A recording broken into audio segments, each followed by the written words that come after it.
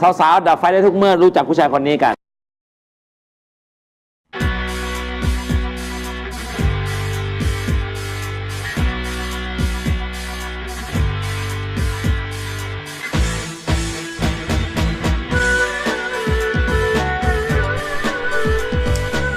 สบายดีเนาะ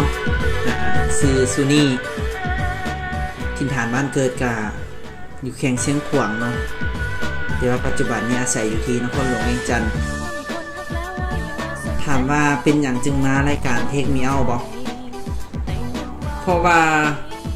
มาตามหาคนไปเลี้ยงแม่เนาะเพราะว่าอีแม่เพิ่นอยากอุ้มหลานแหงละ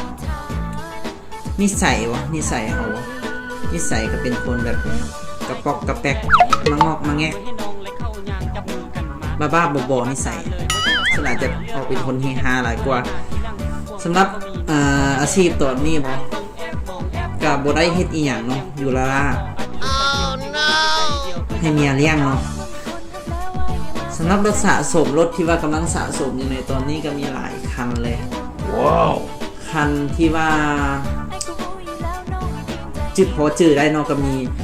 เฟอร์รารี่แล้วก็แลมโบกินีกับบูกาติเนาะแต่ว่ารถเหล่านี้บ่มีเนาะตัวสิ่งที่มีก็คือรถจำพวกนี้เนาะท่านทำอิดเลยก็คือรถจักรคู่ใจคันนี้ไปใส่ไปนำกันลุยได้ทุกสถานการณ์เนาะก็คือคันนี้แล้วก็คันต่อมาก็คือรถที่ว่ากำลังตกแต่งในปัจจุบันนี้บางว่าสิเลี้ยวไวๆนี่เนาะรถคันนี้ก็คือรถทีบแล้วก็ยังอีกรถอีกหลายๆคันเลยที่ว่ากำลังสะสมและก็กำลังได้รับความนิยมในปัจจุบันนี้และอีกคันนึงก็คือรถที่ว่าช่วยชีวิตทำมาหากินได้นั่นก็คือคันนี้เลยพังรถอีแตนคันนี้เนาะสำหรับสาวๆผู้ใดที่ว่ามักความทุกข์ยากลำบากขาดเขินมีเกลือกินเกลือมีแป้งนัวกินแป้งนัวมีเจียวกินเจียวเนาะมีข้าวกินน้ำตาลบ่ได้เนาะและให้ปิดไฟเนาะผู้ใดที่ว่าบ่มัก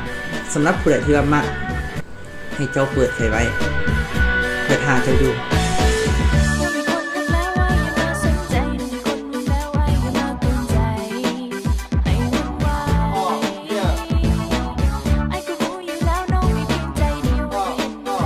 คนนี้ให้เปิดไฟไว้แต่ถ้าไม่ชอบดับไฟ